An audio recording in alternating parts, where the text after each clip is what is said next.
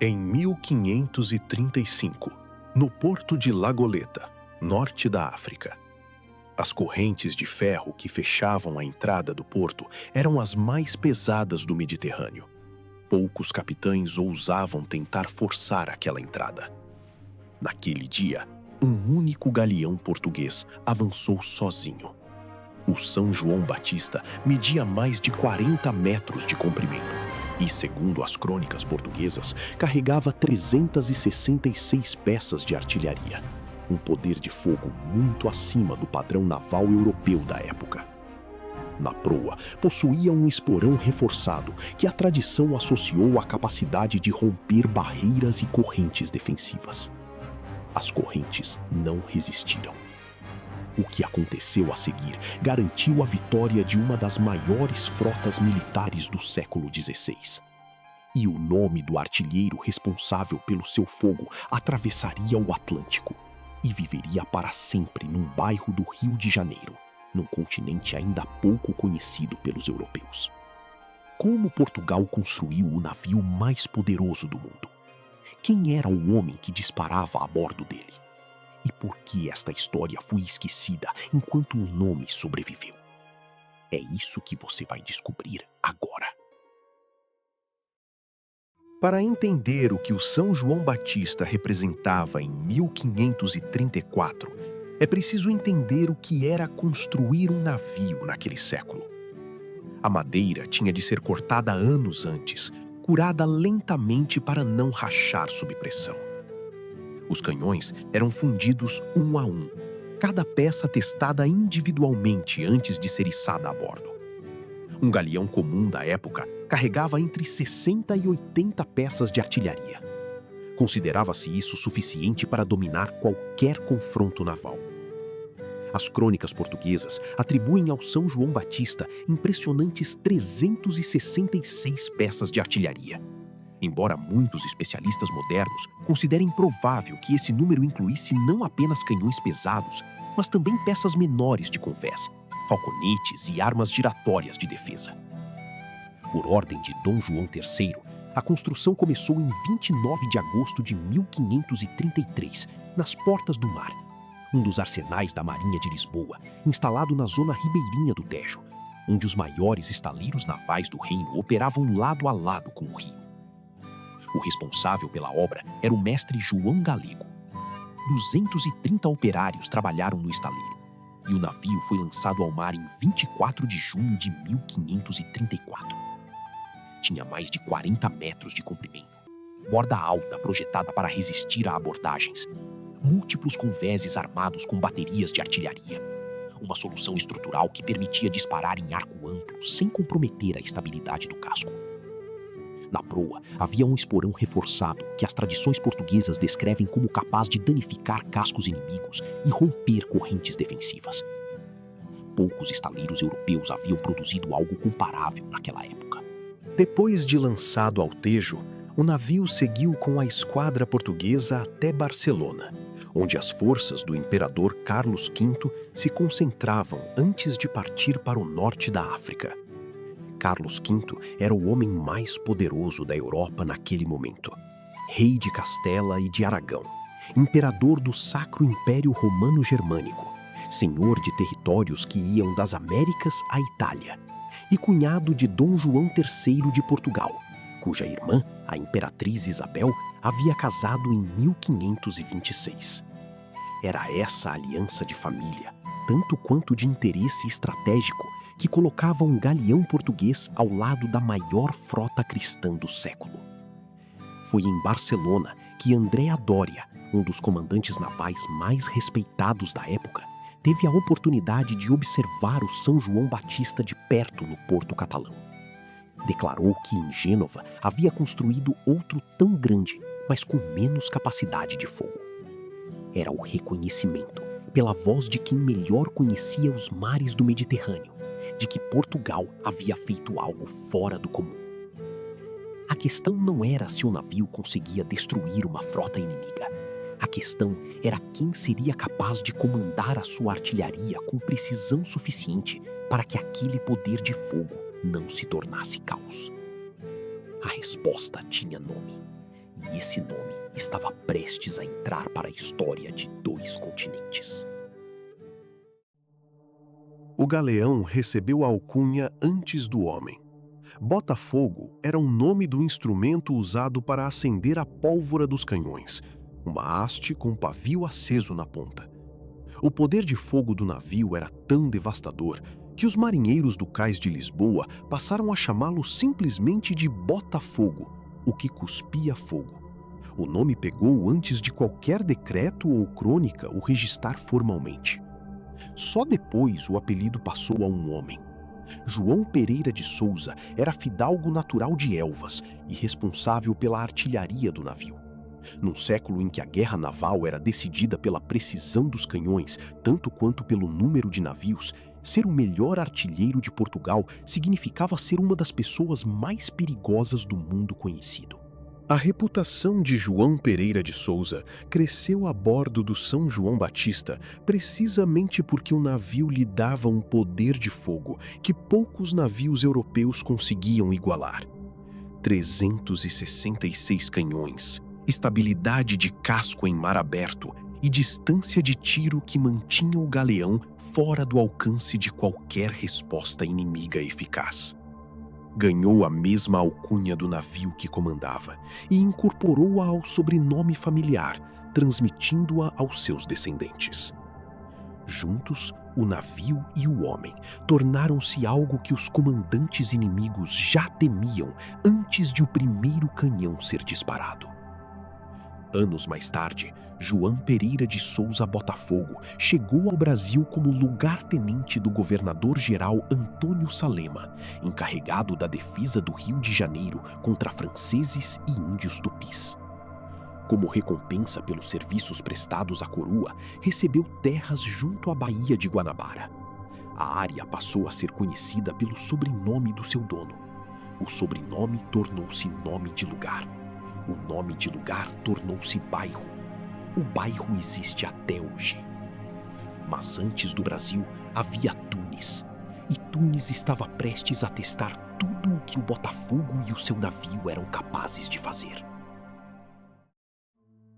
Em 1535, o Mediterrâneo Ocidental tinha um problema com um nome próprio. Hayreddin Barbarossa, Barba Ruiva, como ficou conhecido no mundo cristão. Almirante a serviço de Solimão, o Magnífico, sultão do Império Otomano e um dos soberanos mais poderosos do mundo islâmico naquele momento, Barba Ruiva havia transformado Tunis numa fortaleza naval que desafiava simultaneamente o Império dos Habsburgos e o que restava da presença cristã no norte da África. Ao longo dos anos anteriores, as suas frotas haviam atacado sistematicamente as costas da Itália, capturado milhares de cristãos como escravos e bloqueado rotas comerciais essenciais para a Europa. A cidade de Tunis era a base de tudo isso. Quem a controlasse, controlava o Mediterrâneo Ocidental. Carlos V reuniu uma das maiores frotas cristãs em séculos para pôr fim àquela ameaça. Cerca de 300 navios à vela, mais dezenas de galés, com um efetivo estimado pelas fontes entre 30 e 60 mil homens, contingentes de Castela, Aragão, Itália e das ordens militares. Portugal enviou uma esquadra comandada por Antônio de Saldanha, o grande galeão São João Batista como capitânia, 2 naus e 20 das maiores caravelas da armada, com 618 canhões e 2.400 soldados a bordo. O infante Dom Luís, irmão de Dom João III e cunhado do próprio Carlos V, saíra secretamente de Évora sem autorização do rei para participar da campanha, e acabou por comandar as forças portuguesas no momento decisivo. O obstáculo era La Goleta, o porto que controlava a entrada marítima de Tunis. Para impedir qualquer invasão pelo mar, Barba Ruiva havia mandado estender uma enorme corrente de ferro de margem a margem na entrada do porto, bloqueando completamente a passagem. A corrente ficava submersa, invisível à superfície, e era grossa o suficiente para destruir o casco de qualquer navio que tentasse forçar a entrada sem a partir primeiro. Durante dias, A frota aliada bombardeou as muralhas e as defesas do porto sem resultado decisivo. As correntes permaneciam intactas. 30.000 homens esperavam numa frota ancorada, sem conseguir avançar. Foi então que o São João Batista recebeu ordem de aproximação direta. Na primeira tentativa, o galeão não havia ganho impulso suficiente para partir a corrente. O infante Dom Luís mandou recuar, abrir distância e preparar uma segunda passagem. Desta vez, com todas as velas abertas ao vento e a velocidade máxima que o casco permitia, o esporão de aço da proa colidiu contra a corrente com uma força que os cronistas descreveram como um trovão sobre as águas. A corrente partiu-se em pedaços, levantando uma enorme coluna de água. O porto estava aberto, mas o que esperava dentro de La Goleta ia exigir do Botafogo e do seu artilheiro o trabalho mais decisivo de toda a campanha. Com La Goleta aberta, a frota aliada entrou. Barba Ruiva não esperou pelo confronto final dentro do porto. Recuou com parte das suas forças, tentando reorganizar a defesa em terra.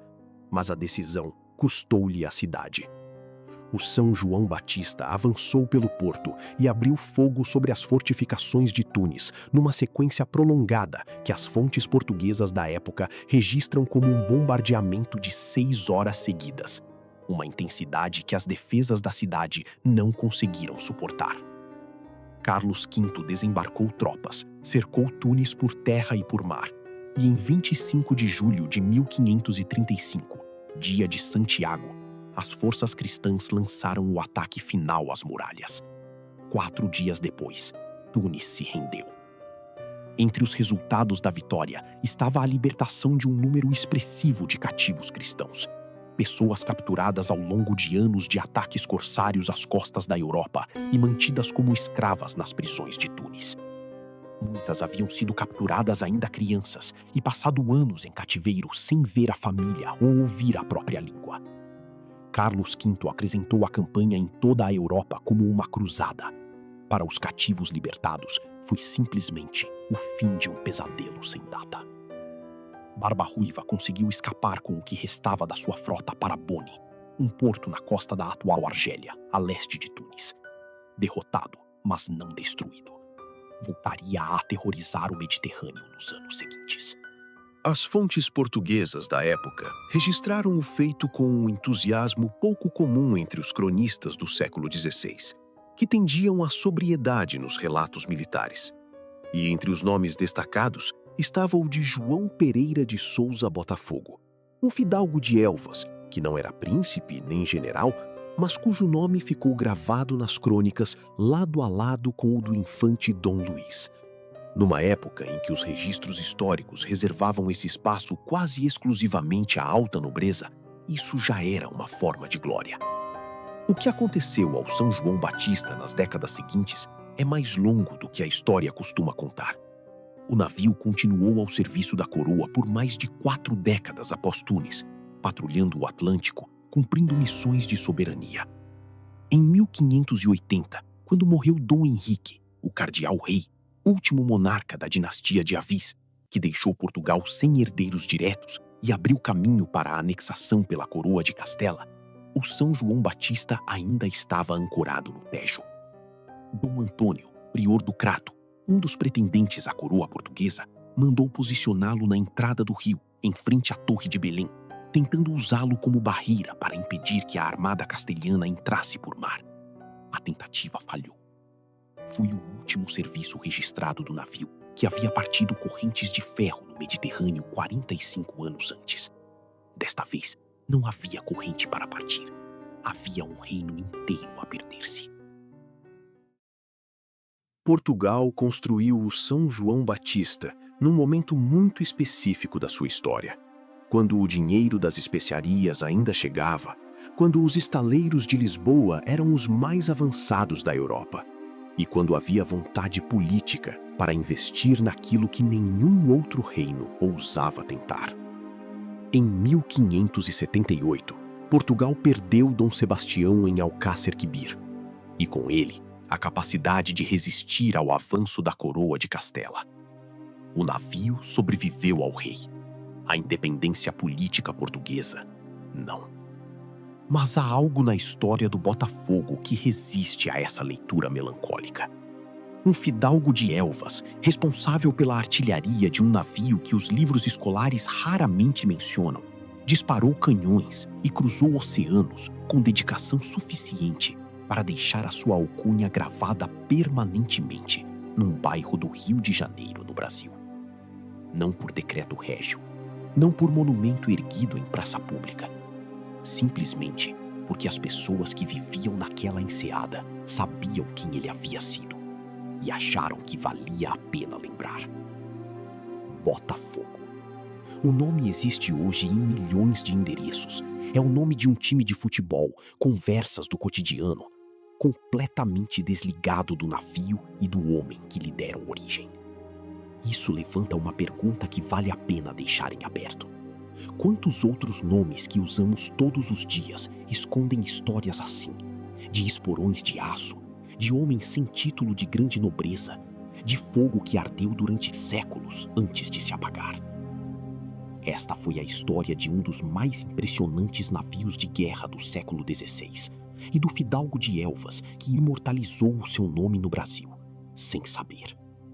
Se você gostou de ouvir essa história, deixe seu like e se inscreva no canal para não perder mais histórias de Portugal. Até o próximo vídeo.